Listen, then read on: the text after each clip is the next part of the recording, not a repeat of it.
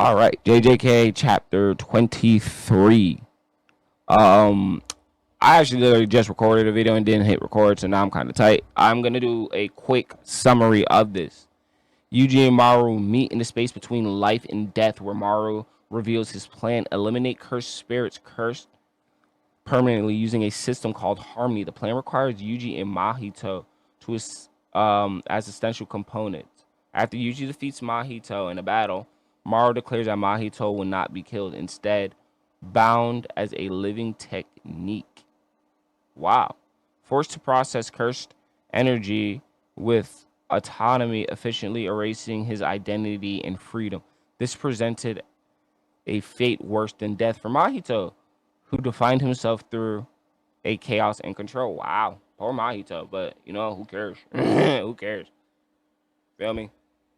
It's Mahito. The core of Harmony is forced a global transformation using Mahito's ideal transfiguration as a base synopsis, with Sumerians I can't pronounce systems to reconstruct how humans generate cursed energy at the source. This would flaw in earlier plans Yuji identifies. Yuji agrees to participate, not as a weapon, but as an ethical safeguard to ensure Harmony doesn't become a tyrannical system. Wow. Actually, good shit, Yuji, man.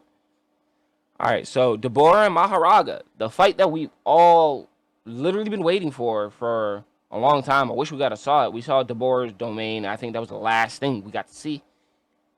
And they straight up just cut to black rope. Like, he has the black rope, but Maru interrupts the battle. So they was able to go from wherever Yuji and Maru is to Africa to get the black rope, and then to come back and give it to Deborah before he hits him with the domain. I'm guessing. I don't know. But it is weird. So the fight reaches climax. Deborah's prepared his final blow. Maru interrupts the fight, pulling Deborah into his domain.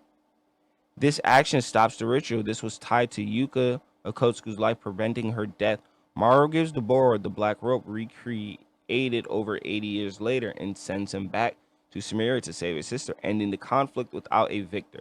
Deborah's domain is revealed, but the fight is never completed. Okay, that's cool. I hate it, but it's whatever. It's gay. You feel me? But if the fight was completed, somebody would have been dead. So it's straight. It's straight. We don't need Yuta's grandkids not seeing the future. Still tight, but whatever. Yeah, but everybody on Sumeria, like the Diskunte, they're screwed. They're completely screwed. The Diskunte are good as dead. Like, Deborah is now free. He has his sister. They're screwed. They're done. They're done. They're done. Like, they're done. Watch when he gets back. I think when he touches down, he's probably gonna have his sister pack up some people. Like, God, man, it's gonna be bad. But one thing from this chapter that I love about Deborah says that, like, Maru notices that Deborah's gotten a lot stronger. He notices a huge change. And the only thing Deborah says is, yeah, I caught up to you guys as warriors now. That was the only thing. It's not, he felt like he was behind all of them. And then, like, Deborah really, in my opinion, has the greatest, like, character arc in Modulo. Like, he went from this strong dude relying on just strength to protecting, understanding everybody. Like he's one of the best characters written in JJK, in my opinion. And we got like such a small sample size of him too, which is insane for him to make this like crazy of an impact. So let's finish up the rest of this.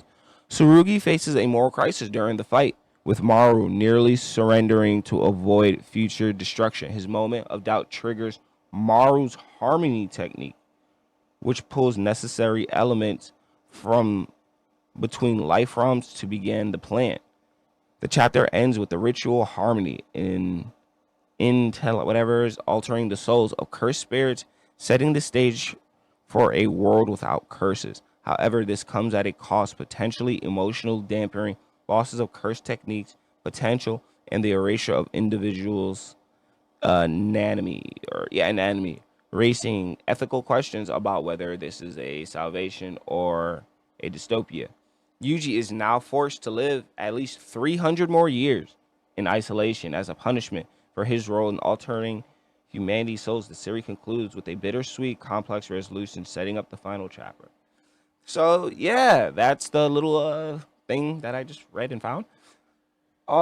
Yeah, so that's the chapter. I read the chapter itself. It was a lot more stuff to really like read out, and it gets really confusing. But I'll be making a video on that like later on.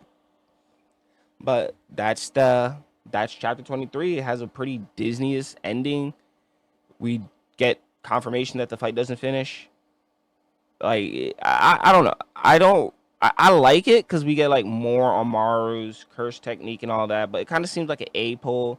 Deborah I loved. I know there's another chapter coming out, so let's hopefully it's a lot better and we'll take it easy. Nice. Like, comment, and subscribe.